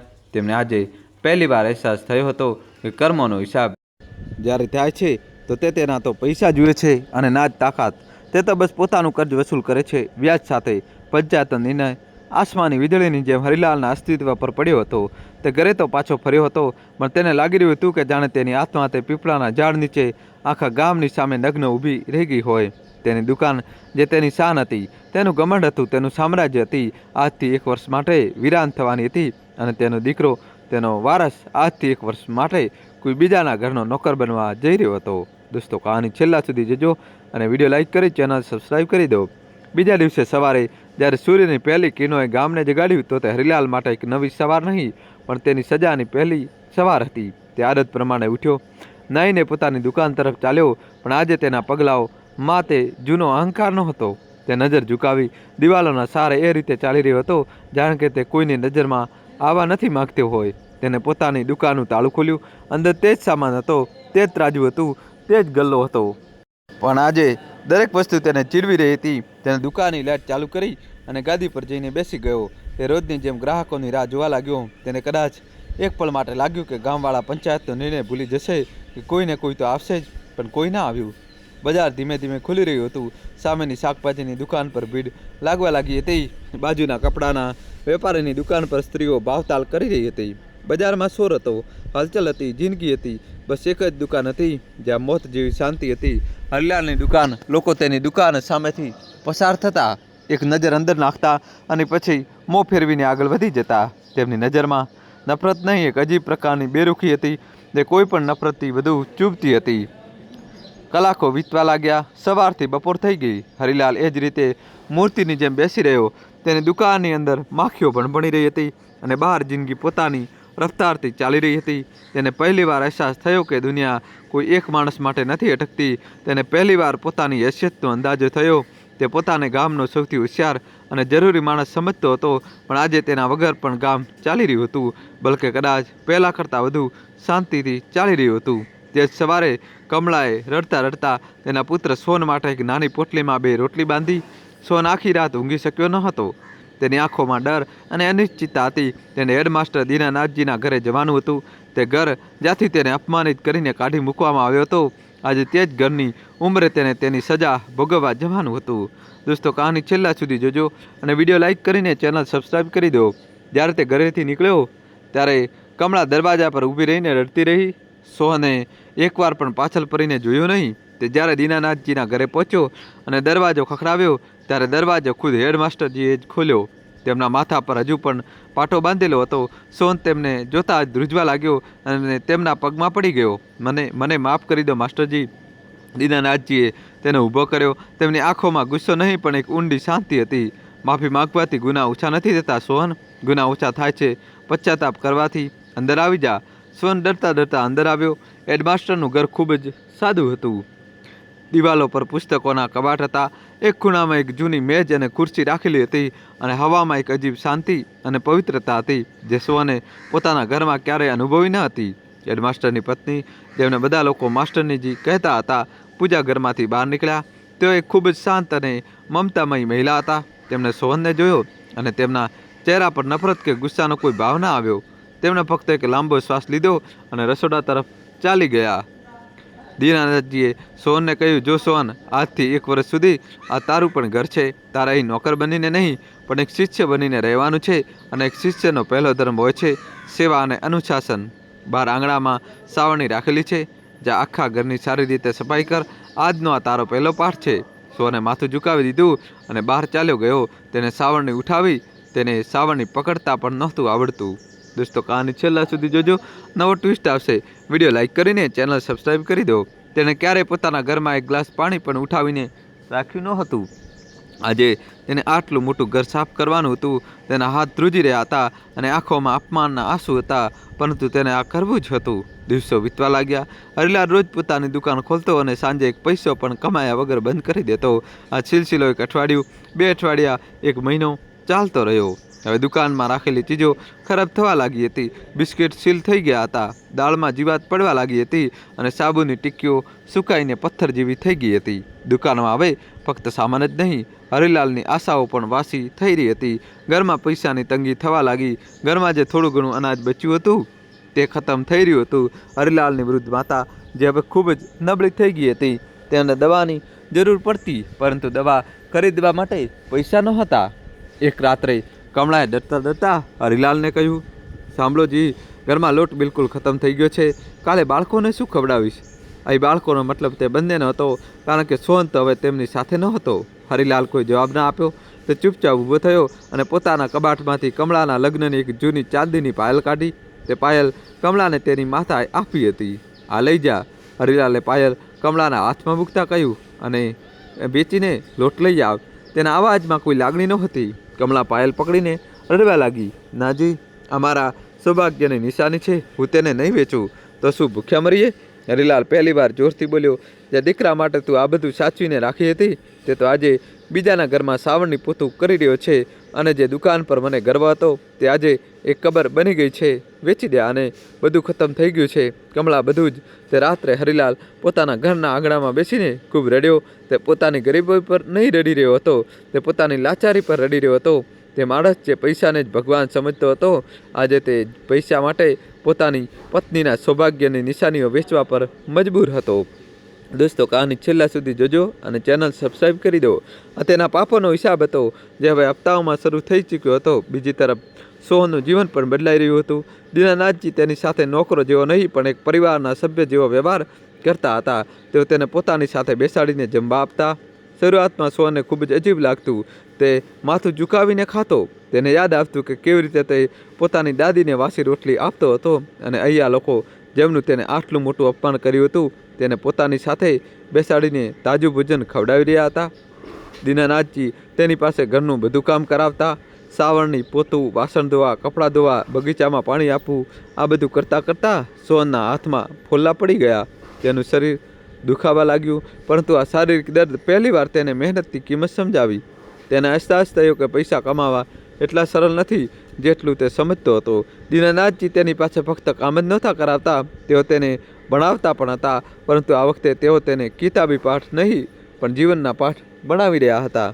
તેઓ તેને રામાયણ અને મહાભારતની વાર્તાઓ સંભળાવતા. તેઓ તેને જણાવતા કે કેવી રીતે અહંકાર રાવણના વિનાશનું કારણ બન્યો અને કેવી રીતે ધર્મે પાંડવોને જીત અપાવી. એક દિવસ જ્યારે સોહન બગીચામાં કામ કરી રહ્યો હતો, ત્યારે તેને જોયું કે દીનાનાથજી એક ઘાયલ કબૂતરને ખૂબ જ પ્રેમથી સહલાવી રહ્યા છે અને તેની પાંખ પર દવા લગાવી રહ્યા છે. સોહને પૂછ્યું, માસ્ટરજી, તમે તેની આટલી સેવા કેમ કરી રહ્યા છો? આ તો ફક્ત એક સામાન્ય પંખી છે. દીનાનાથજીએ હસતા હસતા કહ્યું, બેટા, આ દુનિયામાં કોઈ પણ વસ્તુ સામાન્ય નથી.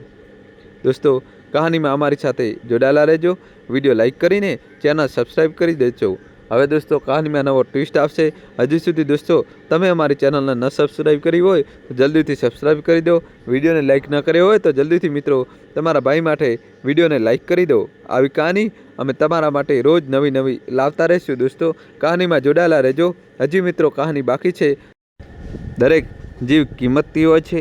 જ્યારે આપણે બીજાનું દર્દ સમજીએ છીએ ત્યારે જ આપણે સાચા માણસ બનીએ છીએ. તારા પિતાએ તને ફક્ત પૈસા કમાવતા શીખવ્યું, બીજાનું દર્દ સમજતા નહીં. એટલા માટે જ આજે તું અહીં છે.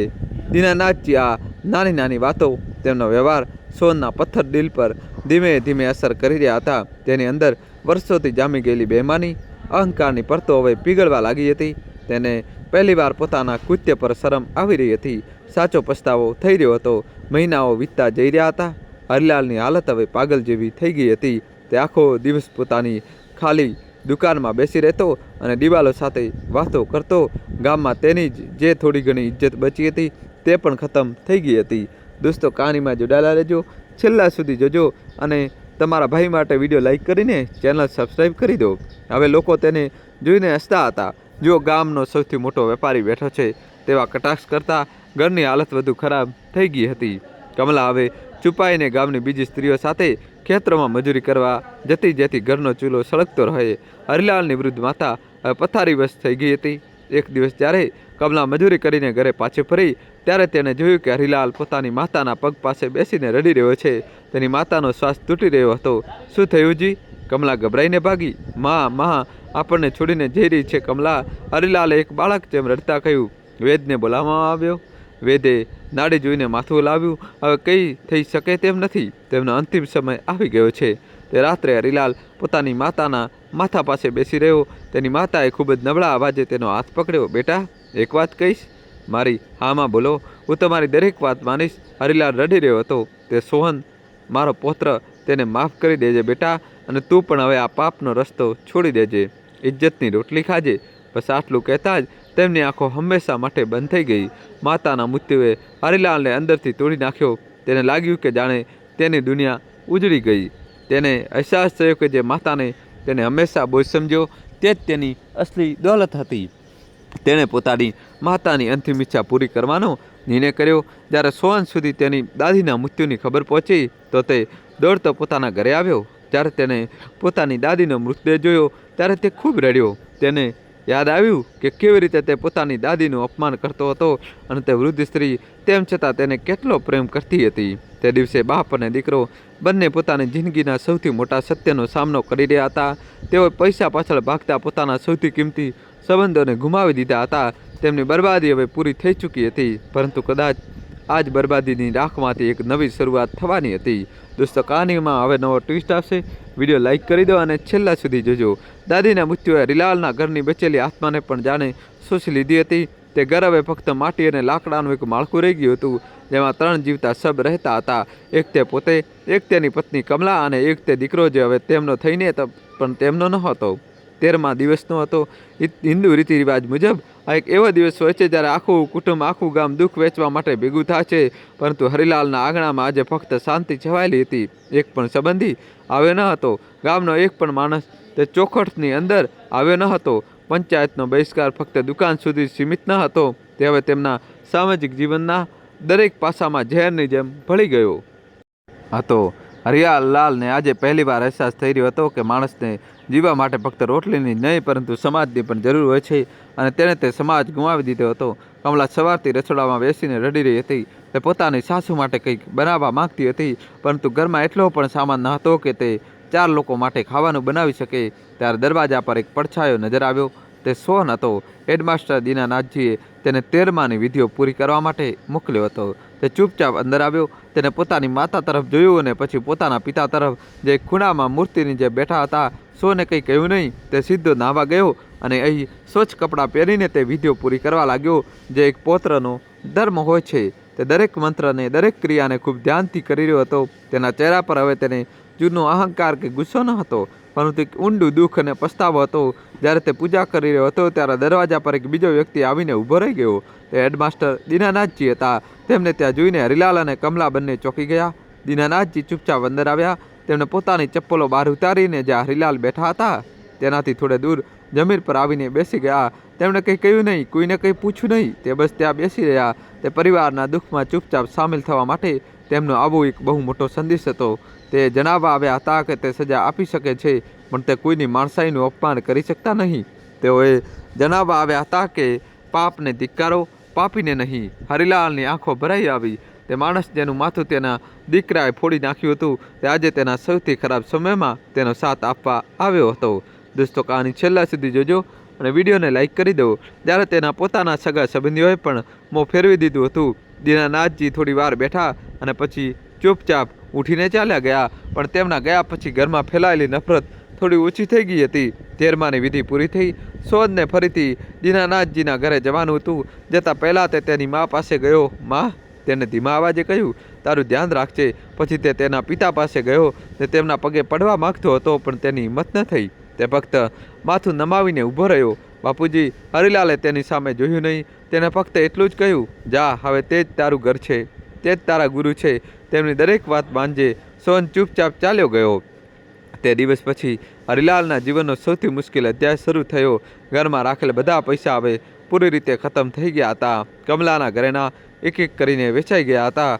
હવે તેમની પાસે વેચવા માટે કંઈ જ બચ્યું ન હતું, સિવાય તેમની ભૂખ અને તેમની લાચારી. કમલાએ હવે પોતાના ઘૂંઘટની લાજને એક તરફ મૂકી દીધી હતી. તે સવારે ઉઠીને ગામની બીજી મજૂરી સ્ત્રીઓ સાથે જમીનદારના ખેતરોમાં કામ કરવા જતી. તે આખો દિવસ આકરા તાપમાં નિંદામણ કરતી અને સાંજે જે કંઈ 10 રૂપિયા મળતા તેનાથી ઘરનો ચૂલો છલકતો. હરિલાલ માટે આ જોવું કોઈ સજાથી ઓછું ન હતું. તેની પત્ની, જેને તેને ક્યારેય ઘરની બહાર પગ મૂકવા દીધો ન હતો, તે આજે તેને કારણે બીજાના ખેતરોમાં મજૂરી કરી રહી હતી. ગામની સ્ત્રીઓ તેના પર દયા ખાતી તો પુરુષ તેના પર હસતા. જુઓ, મોટો વેપારી હતો, પત્નીની કમાણી ખાઈ રહ્યો છે. આ મહેનતોના હરિલાલના હૃદયમાં કાંટાની જેમ ખૂંચતા. આખો દિવસ તેની ખાલી દુકાનમાં બેસી રહેતો. દુકાનનો સામાન હવે સડીને બરબાદ થઈ ચૂક્યો હતો. તેને કીડા ખાઈ રહ્યા હતા. તે દુકાન હવે તેની શાન નહીં, પણ તેની બરબાદીનું સ્મારક બની ચૂકી હતી. તે પોતાની લાચારી અને પોતાની ગરીબીના ગાઢ અંધકારમાં ડૂબતો જઈ રહ્યો હતો. એક રાત્રે જ્યારે કમલા થાકીને ખેતરેથી પાછી આવી, તેને ચૂલા પર ફક્ત બાજરીનો એક સૂકો રોટલો શેક્યો તો હરિલાલથી વધુ સહન ન થયું. તેને તે રોટલો ન ખાધો. તે ચૂપચાપ ઊભો થયો અને ઘરમાંથી બહાર નીકળી ગયો. તે આખી રાત ગામની શેરીઓમાં પાગલની જેમ ભટકતો રહ્યો. તેને તેના પિતાની વાતો યાદ આવી રહી હતી. બેટા, ઇજ્જતનો રોટલો ખાજે, ભલે તે સૂકો હોય. અને આજે તો તેના નસીબમાં તે સૂકો રોટલો પણ પોતાની મહેનતનો નહોતો. બીજી સવારે જ્યારે ગામની સ્ત્રીઓ ખેતરો તરફ જઈ રહી હતી, ત્યારે તેમણે એક અદ્ભુત દૃશ્ય જોયું. હરિલાલ, ગામનો તે અભિમાની વાણિયો, એક કોદાળ તેના ખભે રાખીને તેમની પાછળ ચાલી રહ્યો હતો. તેના કપડાં મેળા હતા, વાળ વિખરાયેલા હતા અને ચાલમાં કોઈ તાકાત નહોતી. બધા લોકો તેને જોઈને ઊભા રહી ગયા અને કાનમાં વાતો કરવા લાગ્યા. હરિલાલ સીધો જમીનદાર મુનશી પાસે ગયો, જે મજૂરીની હાજરી નોંધી રહ્યો હતો. તેને માથું નમાવીને કહ્યું, મુનશીજી, શું મને પણ આજે કોઈ કામ મળી શકે? મુનશી, જે ક્યારેય હરિલાલની દુકાન પરથી ઉધાર લેતો, તે તેને જોઈને ચોંકી ગયો. તેને વ્યંગથી કહ્યું, અરે હરિલાલ શેઠ, તમે મજૂરી કરશો? તમારું મગજ તો બરાબર છે ને? હરિલાલે કોઈ જવાબ ના આપ્યો. તેણે ફક્ત તેને ખાલી લાચાર નજરોથી મુનશી તરફ જોયું. તેની નજરોમાં એટલી પીડા હતી કે મુનશીનું દિલ પણ એક ક્ષણ માટે પીગળી ગયું. ઠીક છે, તેને સૂકા અવાજે કહ્યું, જા, તે ખેતરમાં જઈને ઘાસ કાપ. હરિલાલ ચૂપચાપ તે ખેતર તરફ ચાલી નીકળ્યો. કમલા દૂર સુધી ઘૂંઘટની ઓટમાંથી આ બધું જોઈ રહી હતી અને તેની આંખોમાંથી આંસુ વહી રહ્યા હતા. દોસ્તો, કહાની છેલ્લા સુધી જોજો અને તમારા ભાઈ માટે ચેનલ સબસ્ક્રાઈબ કરી દો. હરિલાલે જીવનમાં પહેલીવાર કોદાળ ઉપાડી હતી. તેના હાથ નરમ હતા. વાણિયાના હાથ 10 મિનિટમાં તેના હાથોમાં ફોલ્લા પડી ગયા. તડકો તેને આગની જેમ સળગાવી રહ્યો હતો. પરસેવાથી તેનું આખું શરીર ભીંજાઈ ગયું હતું. બપોર સુધીમાં તેની હાલત એવી થઈ ગઈ હતી જાણે તે બેહોશ થઈને પડી જશે, પણ તે રોકાયો નહીં. તે ચૂપચાપ કામ કરતો રહ્યો. આજે તેને અહેસાસ થઈ રહ્યો હતો કે મહેનત શું હોય છે. આજે તેને તે ખેડૂતનું દર્દ સમજાઈ રહ્યું હતું, જેને તે તેની દુકાન પર ઊભા રહીને કલાકો સુધી રાહ જોડાવાતો હતો. આજે તેને પોતાની બેમાંથી કમાયેલા દરેક પૈસામાં તે મજૂરનો પરસેવો દેખાઈ રહ્યો હતો, જેને તેને ક્યારેય સમજ્યો જ નહોતો. સાંજે જ્યારે તેને આખા દિવસની મજૂરીના 20 રૂપિયા મળ્યા, તો તે નોટોને લાંબા સમય સુધી જોતો રહ્યો. તે નોટો મેલી હતી, તેના પર માટી ચોંટેલી હતી, પણ હરિલાલને તે નોટો તેની તિજોરીમાં રાખેલા હજારોના બંડલો કરતાં પણ વધુ કિંમતી લાગી રહી હતી, કારણ કે આ તેની જિંદગીની પહેલી ઈમાનદારની કમાણી હતી. તે રાત્રે જ્યારે તે ઘરે પાછો ફર્યો અને કમલાએ તેને પોતાની કમાણીના પૈસાથી ખરીદેલો રોટલો અને શાક આપ્યું તો હરિલાલે વર્ષો બાદ પેટ ભરીને ખાધું. તે રોટલો ખૂબ જ સ્વાદિષ્ટ હતો કારણ કે તેમાં મહેનત અને ઇજ્જતનો સ્વાદ ભળ્યો હતો. હવે આ હરિલાલની રોજિંદી દિનચર્યા બની ગઈ હતી. તે સવારે ઉઠીને કમલા સાથે ખેતરો પર જતો અને સાંજે થાકીને પાછો ફરતો. ગામના લોકો હજુ પણ તેના પર હસતા, પણ હવે તેની હસીમાં વ્યંગ ઓછો અને આશ્ચર્ય વધારે હતું. બીજી બાજુ સોહનની દુનિયા પણ સંપૂર્ણ રીતે બદલાઈ ગઈ હતી. હેડમાસ્ટર દીનાનાથજી તેના માટે પિતાથી પણ વધુ સાબિત થઈ રહ્યા હતા. તે તેનાથી માત્ર શારીરિક શ્રમ જ નહોતા કરાવતા, પણ તેની આત્માને પણ ઘડવાનું કામ કરી રહ્યા હતા. એક દિવસ દીનાનાથજીએ સોહનને પોતાની સાથે કસ્બાના બજારમાં આવવાનું કહ્યું. સોહન તેમની સાથે ગયો. દીનાનાથજીએ થોડીક ચોપડીઓ અને ઘરનો સામાન ખરીદ્યો. જ્યારે તેઓ પાછા ફરી રહ્યા હતા ત્યારે દીનાનાથજીએ સોહનને કહ્યું, સોહન, જરા હિસાબ કરીને જો, દુકાનદારે અમારી પાસેથી કેટલા પૈસા લીધા અને અમારું કુલ બિલ કેટલું હતું. સોહને હિસાબ કર્યો. દુકાનદારે ભૂલથી તેમની પાસેથી 50 રૂપિયા વધારે લઈ લીધા હતા. સોહનના મનમાં એક પળ માટે શેતાન જાગ્યો. તેને વિચાર્યું, શું ફરક પડે છે, હું આ 50 રૂપિયા ચૂપચાપ મારા ખિસ્સામાં મૂકી દઉં છું, માસ્ટરજીને શું ખબર પડશે. પણ પછી તેને પોતાની દાદીને એ વાત યાદ આવી જે તેમણે મરતા સમયે કહી હતી. ઈમાનદારીથી રોટલી ખાજે. તેને પોતાના પિતાનો એ ચહેરો યાદ આવ્યો જે બેમાનીના ભાર નીચે ઝૂકી ગયો હતો. તેને એક લાંબો શ્વાસ લીધો અને દીનાનાથજીને કહ્યું, માસ્ટરજી, દુકાનદારે 50 રૂપિયા વધારે લઈ લીધા છે. દીનાનાથજી હસ્યા, જાણે તેઓ આ જ જવાબની રાહ જોઈ રહ્યા હતા. મને ખબર છે, તેમણે કહ્યું, હું તો બસ તને ચકાસી રહ્યો હતો. હું જોવા માગતો હતો કે મેં શીખવેલો પાઠ તું શીખી રહ્યો છે કે નહીં. આજે તું તારી પહેલી પરીક્ષામાં પાસ થઈ ગયો. તે દિવસે સોહનને જે ખુશી અનુભવાઈ તે તેને જુગારમાં 1000 રૂપિયા જીતવા પર પણ ક્યારેય નહોતી થઈ. તે ખુશી હતી પોતાના અંતરાત્માનો અવાજ સાંભળવાની, ઈમાનદારીના રસ્તે પહેલું પગલું ભરવાની. ધીમે ધીમે સોહન બદલાવા લાગ્યો હતો. માસ્ટરનીજી જે શરૂઆતમાં તેનાથી અંતર રાખીને રહેતી હતી, હવે તેના માથા પર હાથ ફેરવવા લાગી હતી. તે તેના દીકરા કહીને બોલાવતી. માની આ મમતા માટે સોહન તરસ્યો હતો.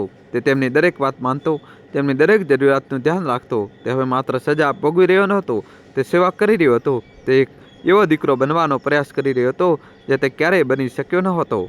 દોસ્તો, કહાની છેલ્લા સુધી જોજો અને વિડીયો લાઇક કરીને ચેનલ સબસ્ક્રાઈબ કરી દો.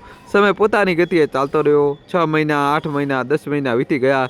હરિલાલ અને કમલા હવે ગામના બીજા મજૂરીઓની જેમ જ પોતાનું જીવન જીવી રહ્યા હતા. તેમની ગરીબી ઓછી નહોતી થઈ, પણ તેમના મનનો ભાર જરૂર ઓછો થઈ ગયો હતો. હવે તેમને ગામવાળાના મહેણા નહીં પણ તેમની શાંત સ્વીકૃતિ મળી હતી. અને પછી તે વર્ષ ગામ પર એક મોટી આફત આવી. ચોમાસાના અંતમાં એટલો વરસાદ પડ્યો કે ગામની નજીક વહેતી નદીમાં પૂર આવી ગયું. નદીનું પાણી રાતના અંધારામાં ગામમાં ઘૂસી આવ્યું. ચારે બાજુ હાહાકાર મચી ગયો. લોકોના કાચા ઘર પડવા લાગ્યા. તેમનું અનાજ, તેમના જાનવરો બધું જ પાણીમાં વહેવા લાગ્યું. તે ભયંકર રાત્રે જ્યારે દરેક જણ પોતાનો જીવ બચાવવા માટે ભાગી રહ્યા હતા, હરિલાલ અને કમલાએ કંઈક એવું કર્યું જેની કોઈએ અપેક્ષા નહોતી કરી. તેમને પોતાનું ઘર પણ અડધું પાણીમાં ડૂબી ચૂક્યું હતું, પણ તેઓ પોતાના જીવની પરવા કર્યા વિના પોતાના પડોશીઓને બચાવવા માટે નીકળી પડ્યા. હરિલાલે એક વૃદ્ધ સ્ત્રીને પોતાના ખભે ઉચકીને સુરક્ષિત જગ્યાએ પહોંચાડી. કમલાએ 2 નાના બાળકોને પોતાની સાડીમાં લપેટીને પાણીમાંથી બહાર કાઢ્યા. બીજી બાજુ હેડમાસ્ટરના ઘરમાં પણ પાણી ભરાઈ ગયું હતું. સોહને એકલા જ દીનાનાથજી અને માસ્ટરજીને સહારો આપીને ઘરની છત પર ચડાવ્યા. પછી તેણે જોયું કે ગામના ઘણા લોકો પોતાની છત પર ફસાયેલા છે અને મદદ માટે બૂમો પાડી રહ્યા છે. સોહન એક પળ પણ વિચાર્યા વિના તે ઉછળતા પાણીમાં કૂદી પડ્યો. તે એક સારો તરવૈયો હતો. તેને ગામના બીજા યુવાન છોકરાઓને ભેગા કર્યા. ચાલો, આપણે લોકોને બચાવવા પડશે, તે બૂમ પાડ્યો. તે રાત્રે સોહન એક નાયકની જેમ લડ્યો. તે દોરડાની મદદથી એક છત પરથી બીજી છત પર જતો. ડરી ગયેલા બાળકોને પોતાની પીઠ પર લાદીને લાવતો. ભૂલા પડેલા લોકોને હિંમત આપતો. તેની અંદરનો તે જૂનો ગુંડો, તે રખડુ છોકરો આજે મરી ચૂક્યો હતો. તેની જગ્યાએ એક જવાબદાર અને બહાદુર ઇન્સાન લઈ લીધી હતી. તે પોતાના જીવની પરવા કર્યા વિના બીજાના જીવ બચાવી રહ્યો હતો. તે રાત ખૂબ લાંબી હતી, પણ તે એક રાત્રિએ જાણે વર્ષોની નફરત અને અંતરને ધોઈ નાખ્યું હતું. તે પૂરના પાણીમાં માત્ર ગામનો કીચડ જ નહીં વહી રહ્યો હતો, પણ લોકોના મનનો મેલ પણ ધોવાઈ રહ્યો હતો. અને આખી પ્રક્રિયામાં હરિલાલ અને સોહન, પિતા અને દીકરા, પોતાના કર્મોનું પ્રાયશ્ચિત કરી રહ્યા હતા. પોતાની માણસાઈને ફરીથી કમાઈ રહ્યા હતા. પૂરની તે ભયંકર રાત જ્યારે પૂરી થઈ અને સવારનો સૂરજ નીકળ્યો ત્યારે તેને ધર્મપુર ગામની એક નવી પણ તબાહ થઈ ગયેલી તસવીર બતાવી. ચારે બાજુ કીચડ, તૂટેલું ઘર, વેરવિખેર સામાન અને લોકોની આંખોમાં એક ગહેરી નિરાશા હતી. નદી પોતાનો કહેર વર્તાવીને પાછી પોતાની સીમાઓમાં ફરી ગઈ હતી, પણ પોતાની પાછળ એક એવો જખમ છોડી ગઈ હતી જેને ભરવામાં કદાચ વર્ષો લાગી જાત, પણ તે વિનાશની વચ્ચે ગામે એક બીજી વસ્તુ પણ જોઈ હતી, માણસાઈનો એક નવો ચહેરો, અને તે ચહેરાના બે નામ હતા, હરિલાલ અને સોહન. સવાર થતાં જ જ્યારે લોકો પોતાની બરબાદીનો જાયજો લઈ રહ્યા હતા, હરિલાલ અને સોહન પોતાના ઘરની ચિંતા છોડીને ગામની વચ્ચોવચ્ચ ઊભા હતા, અને તેમના કપડાં કીચડથી ભરેલા હતા. ચહેરા પર રાતભર થાક હતી, પણ તેમની આંખોમાં એક અજીબ જેવી જવાબદારી ચમકી હતી. ચાલો ભાઈઓ, સોહને ગામના યુવાન છોકરાઓને ભેગા કરતા કહ્યું, હમણાં રડવાનો સમય નથી. દરેક વ્યક્તિ પૂરના વિનાશમાં સાજા થવા માટે સાથે મળીને કામ કર્યું. ધર્મપુર ગામનો તહેલકો હવે અંધકારમય ભૂતકાળ બની ગયો હતો. બધાએ સાથે મળીને ઘરોનું સમારકામ કર્યું, ખેતરો સાફ કર્યા અને ગામનું પુનર્નિર્માણ કર્યું. પૂરના કારણે નફરતની દિવાલો તૂટી પડી હતી. દોસ્તો, કહાની છેલ્લા સુધી જોજો અને વિડીયો લાઇક કરીને તમારા ભાઈ માટે ચેનલ સબસ્ક્રાઈબ કરી દો. અને માનવતાના પુલ બંધાયા હતા. આ દુર્ઘટનામાં હરિલાલ અને સોહન સાચા હીરો તરીકે ઉભરી આવ્યા. 1 વર્ષ વીતી ગયું. પંચાયતે ફરીથી એક સભા બોલાવી. આ વખતે માહોલ શાંત અને ખુશ હતો. હેડમાસ્ટર દીનાનાથે જાહેરાત કરી કે સોહન સજામાંથી મુક્ત થઈ ગયો છે. તેમણે આખા ગામ સમક્ષ જણાવ્યું કે સોહને કઠોર શ્રમ દ્વારા પ્રાયશ્ચિત કર્યું હતું, અને હવે તે હરિલાલનો પુત્ર નહીં પણ આખા ગામનો પુત્ર હતો. ત્યારબાદ દીનાનાથે ગામના લોકોને પૂછ્યું કે શું તેઓ હજુ પણ હરિલાલનો બહિષ્કાર કરવા માંગે છે, જે ખેડૂતનું પાક વિજયના કારણે બરબાદ થયું હતું. તેને ઊભા થઈને કહ્યું કે હરિલાલે પૂરતું પ્રાયશ્ચિત કર્યું છે અને તેઓએ તેને હૃદયથી માફ કરી દીધો છે. આખા ગામના લોકોએ તેમનું સમર્થન કર્યું. હરિલાલ અને કમલાની આંખોમાં આંસુ હતા. તેઓને તેમનો ખોવાયેલો સન્માન પાછો મળ્યો હતો. પંચાયત પછી ગામના કેટલાક વેપારીઓએ હરિલાલને ફરીથી તેની દુકાન શરૂ કરવા માટે મદદ કરી. તેઓ તેને ઉધાર પર સામાન આપ્યો. હરિલાલે તેની જૂની છેતરપિંડીવાળી ત્રાજવાને તોડીને એક નવી ચમકદાર ઇલેક્ટ્રોનિક ત્રાજવી રાખી. તેણે તેની દુકાનનું નામ ધર્મપુર સેવા ભંડાર રાખ્યું. હરિલાલ હવે ઓછો નફો કમાતા હતા અને પ્રામાણિકતાથી કામ કરતા હતા. જો કોઈને પૈસાની જરૂર પડતી તો તે વગર વ્યાજે મદદ કરતા. તેમણે છેતરપિંડીથી જે સંપત્તિ ગુમાવી હતી તે હવે પ્રામાણિકતાથી આશીર્વાદ અને આદર કમાતા હતા. તેઓ ભલે ગરીબ હતા પણ ખુશ અને સન્માનિત હતા. પૂરના કારણે ગામ ફરીથી પાછું આવી ગયું હતું. હરિલાલ અને સોહન હવે વધારે કમાવા ઈચ્છતા નહોતા. તેઓ તેમના સન્માન સાથે જીવવામાં સંતુષ્ટ હતા. અને પછી એક દિવસ ગામનું પૂરનું જે સરકારી વળતર આવ્યું હતું તે વેચાઈ રહ્યું હતું. હરિલાલ અને સોહન પણ લાઇનમાં ઊભા હતા. દોસ્તો, કહાનીમાં નવો ટ્વિસ્ટ આવશે, છેલ્લા સુધી જોજો. જ્યારે તેમનો વારો આવ્યો ત્યારે સરકારી બાબુએ તેમને ફાઇલ જોઈ અને તેમને એક બાજુ બોલાવ્યા. જુઓ ભાઈ, બાબુએ ધીમા અવાજે કહ્યું, તમારા ઘર અને દુકાને સૌથી વધુ નુકસાન થયું છે. કાગળ મુજબ તમારું વળતર સૌથી વધુ બને છે, લગભગ 2 લાખ રૂપિયા. આ સાંભળીને હરિલાલ અને સોહનની આંખો ચમકી ઉઠી. 2 લાખ રૂપિયા? આટલી મોટી રકમથી તો તેમની બધી ગરીબી દૂર થઈ શકતી હતી. પરંતુ પછી બાબુએ પોતાની અસલી વાત કહી. પરંતુ આમાં એક પેચ છે. ફાઇલ થોડી નબળી છે. જો તમે લોકો મને 20,000 રૂપિયા આપો તો હું ફાઇલને એટલી મજબૂત બનાવી દઈશ કે તમને પૂરા 2 લાખ મળી જાય. નહીં તો ફાઇલ આમ જ દબાયેલી રહેશે અને તમને 10-20 હજારથી વધુ કંઈ નહીં મળે. હરિલાલ અને સોહન એકબીજા સામે જોવા લાગ્યા. આ એક પરીક્ષાની ઘડી હતી. તેમની સામે તે જ જૂનો રસ્તો ઊભો હતો, લાંચનો, બેઈમાનીનો, શોર્ટકટનો. તેઓ 20,000 આપીને સરળતાથી 2 લાખ મેળવી શકતા હતા. કોઈને ખબર પણ ન પડોત તે. અને બીજી તરફ ઈમાનદારીનો રસ્તો હતો, જેમાં કદાચ તેમને કંઈ જ ન મળે. હરિલાલે પોતાના દીકરાની આંખોમાં જોયું. તે જોવા માગતો હતો કે આટલી મહિનાની તપસ્યા તેના દીકરાએ કેટલો બદલ્યો છે. સોહને પોતાની પિતાની આંખોમાં જોયું. તે જાણવા માગતો હતો કે શું તેના પિતા ફરીથી તે જ જૂના રસ્તે તો નહીં ચાલી પડે ને. પિતા અને દીકરા વચ્ચે એક ખામોશ જંગ ચાલી રહી હતી. બહાર બાબુ તેમના જવાબની રાહ જોઈ રહ્યા હતા અને કદાચ ઉપર બેઠેલા ભગવાન તેમના છેલ્લા કર્મની રાહ જોઈ રહ્યા હતા. દોસ્તો, હવે તમે જ કહો, હરિલાલે શું કરવું જોઈએ? શું તેને પોતાના પરિવારની ગરીબી દૂર કરવા માટે તે 20,000ની લાંચ આપી દેવી જોઈએ, કે પછી પોતાની નવી કમાયેલી ઈમાનદારીની વિરાસતને બચાવવી જોઈએ? ભલે આ માટે તેને લાખોનું નુકસાન જ કેમ ન ઉઠાવવું પડે. દોસ્તો, પછી એક પિતા અને દીકરાના કર્મોનો છેલ્લો નિર્ણય હવે તમારા હાથમાં છે. તમને શું લાગે છે? તેમણે શું નિર્ણય લીધો હશે? તમારો જવાબ નીચે કમેન્ટમાં અમને જરૂર જણાવજો. અને મિત્રો, જો આ વાર્તાએ તમારા દિલને સ્પર્શ કર્યો હોય તો અમને લાગે કે કર્મોનું ફળ ખરેખર મળે છે તો આ વિડીયોને લાઇક કરવાનું અને તમારા મિત્રો અને પરિવાર સાથે શેર કરવાનું ભૂલશો નહીં. અને ભવિષ્યમાં આવી જ ગહન અને જિંદગીનો પાઠ શીખડાવતી વાર્તાઓ માટે અમારી ચેનલ ગુજરાતી વાર્તાને સબસ્ક્રાઈબ જરૂર કરજો. વિડીયોને અંત સુધી જોવા માટે તમારો ખૂબ ખૂબ આભાર. જય શ્રી કૃષ્ણ, જય શ્રી રામ. અને દોસ્તો કોમેન્ટમાં તમે કયા ગામ કયા શહેરથી આ કહાની જોઈ રહ્યા છો, ગામનું નામ અને શહેરનું નામ, અને કોમેન્ટમાં જય શ્રી રામ તો લખવું જ પડશે દોસ્તો. વિડીયો લાઇક કરીને ચેનલ સબસ્ક્રાઈબ કરજો. ખૂબ ખૂબ ધન્યવાદ, દિલથી આભાર.